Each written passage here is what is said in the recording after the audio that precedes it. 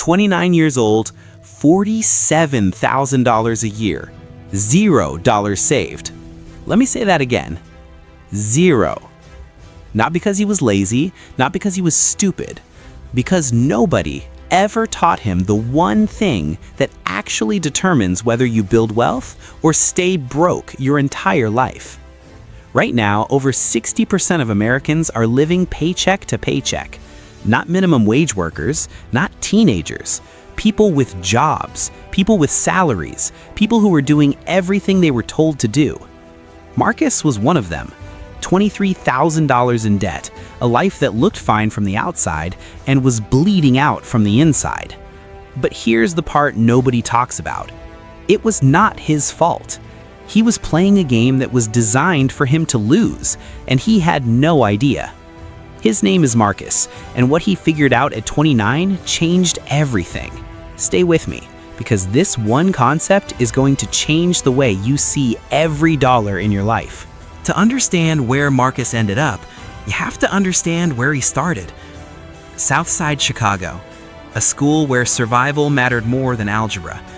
Marcus was not the biggest kid, not the loudest, and one afternoon behind the bleachers, a kid named Big Mike introduced him to the pavement.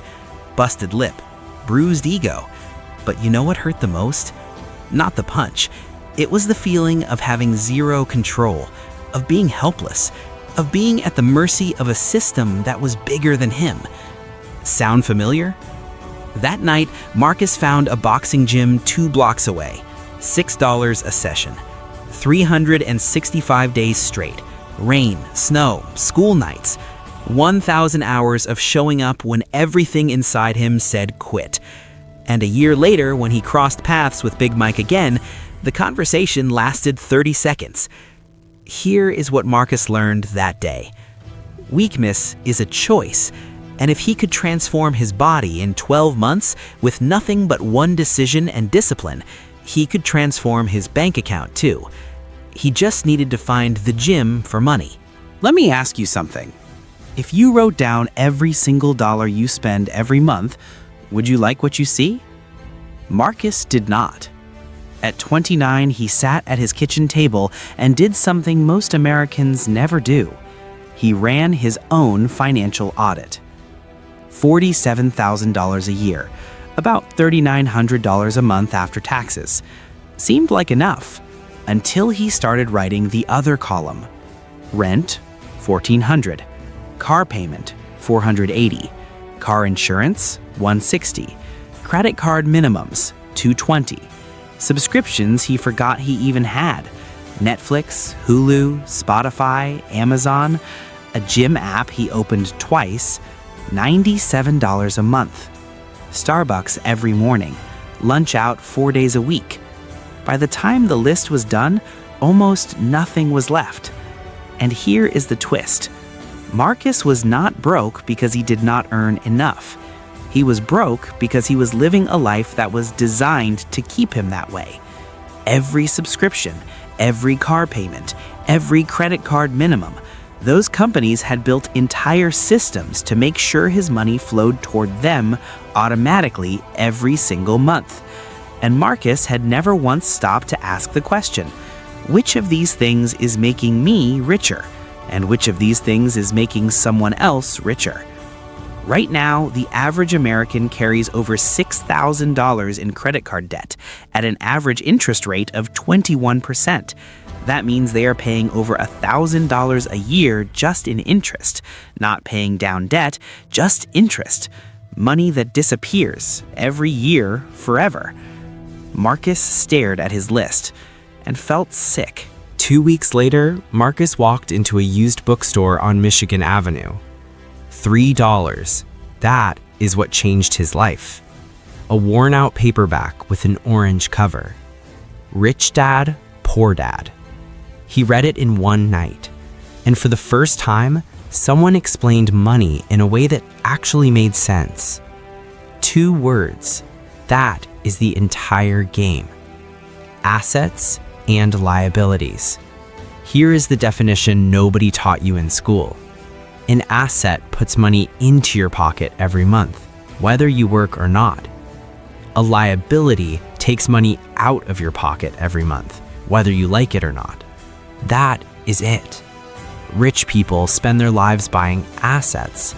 Middle-class people spend their lives buying liabilities and calling them assets. Here is the one that hits hardest. Most Americans buy a house and call it their biggest investment. But if that house costs you a mortgage, property taxes, maintenance, insurance, HOA fees every single month, it is a liability until it actually pays you. Now think about the car. The average car payment in America right now is $730 a month.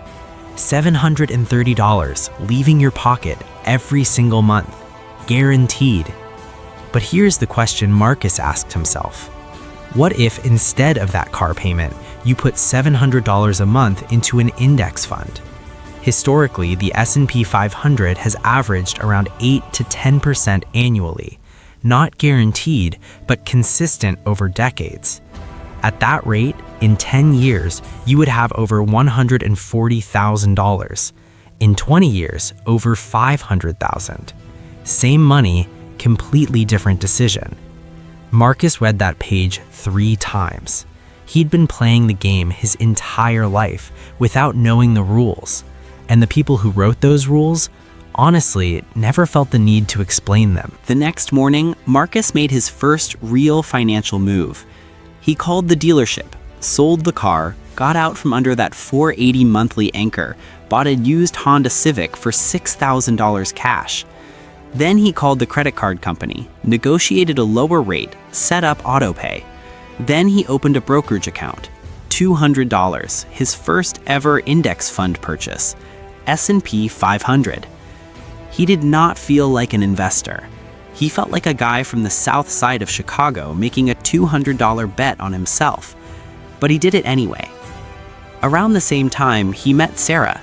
Not at a club, at a library on a Tuesday night. She was running numbers on a spreadsheet. He was reading about compound interest. Their first real conversation was about goals, not vacations, not restaurants, goals. Sarah did not want his money, she wanted his vision. And when he showed her the numbers he was building toward, she did not laugh. She pulled out her laptop and said, "Show me where I can help." 2 people, 1 direction, 0 unnecessary liabilities. Most people underestimate this part. The person next to you is either accelerating your financial life or quietly draining it. Choose carefully. For 3 years, Marcus lived a life that looked boring. 9 to 5, home by 6, building until 11. No vacations, no clothes, no keeping up with anyone. His friends thought he disappeared.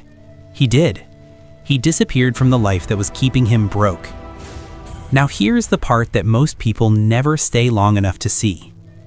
Year 1, his investment portfolio, $4,000. Nothing exciting. But wait, year 2, $11,000. His side income started at $300 a month, then $800. Year 3, the side income crossed $2,000 a month, then $3,000. And one morning in the middle of year 3, Marcus looked at his phone and realized his assets were making more money while he slept than his job was paying him to show up. Do you understand what that moment means? That is the entire point of this video. That is what every financial book, every self-made person, every wealth builder in history is actually talking about. When your money works harder than you do. Right now, only about 39% of Americans have enough savings to cover a $1,000 emergency. Not because they do not earn enough, because every dollar they earn is already spoken for by liabilities they signed up for, one at a time, without ever asking the question. Compound interest does not care about your feelings. It does not care how old you are. It does not care where you grew up. It only asks one thing. Did you start? Today, Marcus walks the Chicago Riverwalk on a Wednesday morning.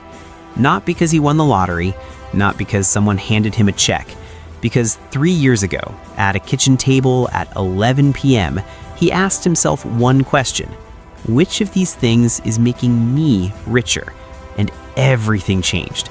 He's not a millionaire yet, but he is something most people with twice his income will never be: free. And here's the thing I need you to hear.